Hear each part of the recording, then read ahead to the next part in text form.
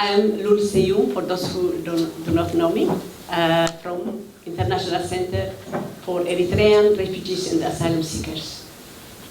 And I'm delighted to welcome you all to the celebration of the Eritrean Veterans Day. I should say the second anniversary of this day. Last year, you might recall when I said that we are missing a gentleman who would have loved to be with us, but he apologized and he sent his wishes. But today, you will be pleased, like myself, that this gentleman is here. And this is Mr. Peter Leul from the Initiatives of Change. I would like to thank, I would say, the Initiatives of Change for allowing us to use this place. For this was previously, and we are hoping also that our future events will take place here through the courtesy of Initiatives of Change. But one who has always been following us in all our activities, if not almost, I would say, is Mr. Peter Leul, who is the convener of the national coordinator, I should say, for the Initiatives of Change, as well as the convener of the weekly meeting that takes place here of the Agenda for Reconciliation. But you will hear from him later on more than what I'm conveying now. The day will be led by Mr. Emmanuel Yasu, and whenever is needed for translation into Arabic, we will have Mr. Redi Aibu, and it's going to be opened by our gentleman here, Mr. Johannes Berhe, who will tell us more about why we are celebrating today, and that will also be translated through the courtesy of Our Lady, Ms. Asmahan, forgive me. And I think I will have to leave it here because I wouldn't want to take any longer of what I did. One of the things I would like to mention is also the fact that, in fact, as you know, there are so many Eritreans as well as many others who, on their way to a safe space, have lost their lives. So if you could please allow me to ask you to stand and remember those. Besides, as we all know, we have witnessed this year those who lost their lives in the incident of the Grenfell Tower, who has been extensively reported by someone who I'm going to mention later on. And many incidents also had happened all over UK. So if we could also remember those who perished, those who survived, and also their families and friends. So if you don't mind standing to remember this, please.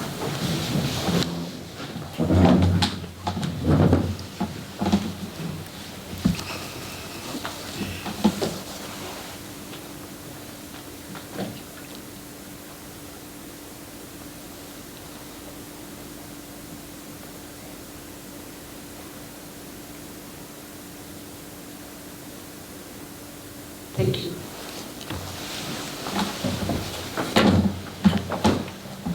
Very briefly, so that we know how the day is going to proceed. As I said, we will have them telling us what will be the day, but at the same time, we will have a film which will be moderated again by Mr. Peter Leul, and then later we will have a break for lunch.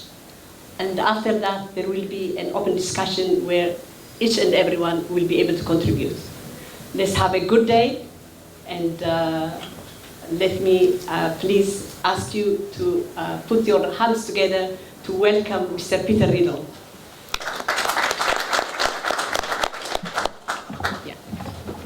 Yeah. You will allow me just recognizing someone who is with us today. Please do.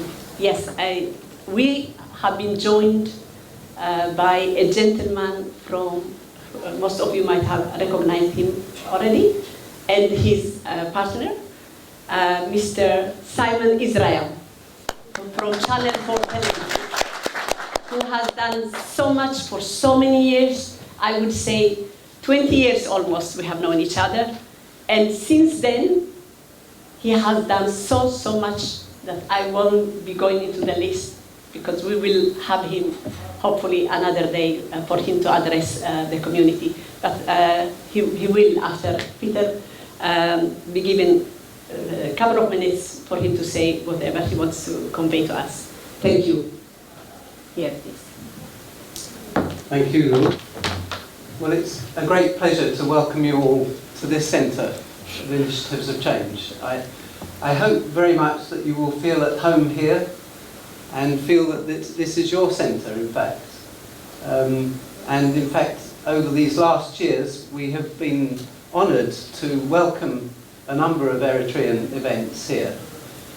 And it's particularly appropriate that we should mark the Eritrean Veterans Day here, because Initiatives of Change started with veterans from the First World War. This was in the early 1920s, and they were students at Oxford University.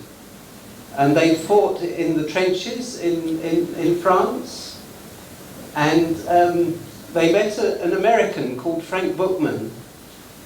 And I think they had really been traumatized from what they had passed through in the First World War. And they were looking for a way of recovering both themselves and also for their country. And Frank Bookman said to them, if you want to see the world different, are you ready to start with yourself? And then they obviously were, because they took the conversation further. And he said, well, if you want to start with yourself, you might consider 4 standards of honesty and purity and unselfishness and love. And because those are all values that we want to see in other people, but we have more difficulty in incorporating into our own lives. And they took this up, and they began to put things right. And then this became a movement in Oxford University. And through the 30s, it became, when there were communists and there were fascists, this was the kind of faith alternative, third way option. And so it grew during those years. And then my father, who met it in the 1930s, he joined the army in the Second World War. And then he felt the same need for rebuilding after the Second World War and laying a foundation of values on which you can build a stable society. And in those years it was called moral rearmament, a movement for moral and spiritual rearmament at a time when Europe was rearming militarily. This phrase, moral and spiritual rearmament, caught the minds of people. And then that phrase and that idea then went across Europe and in other parts of the world as well. And Frank Bookman and his movement then helped with the reconciliation of France and Germany and Japan and its neighbours. And I'm grateful to my father for having fought in that war. In fact, he only made cocoa for the generals, apparently, in Whitehall. And I say, now I wonder whether that's actually what he was doing, whether there was something more secret that he wasn't able to tell us. But so I very much believe in the sacrifice of people who had fought in war, because he then took part in not leaving a legacy of slavery, actually, that if that generation hadn't fought that war, then we could be speaking German today, maybe. There are many what-ifs. So I think the thing about those 4 standards is that the unselfishness part is also an antidote to a national disease, because you can't build community if with people who are living selfishly. So we have to fight that selfishness in ourselves to be able to build community, and community is one of the fundamental building blocks of society. And purity is about unfaithfulness, and which can destroy family life. And so purity is an answer to unfaithfulness. And then love is an answer to the divisions, the fault lines that run across our societies of religion and of class and ethnicity, reaching across those fault lines.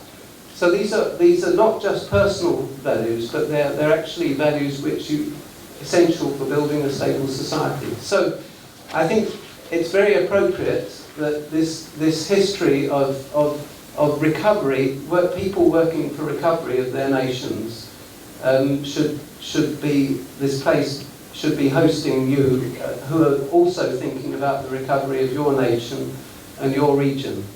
So thank you very much indeed for your welcome, and I now hand this back to Leul.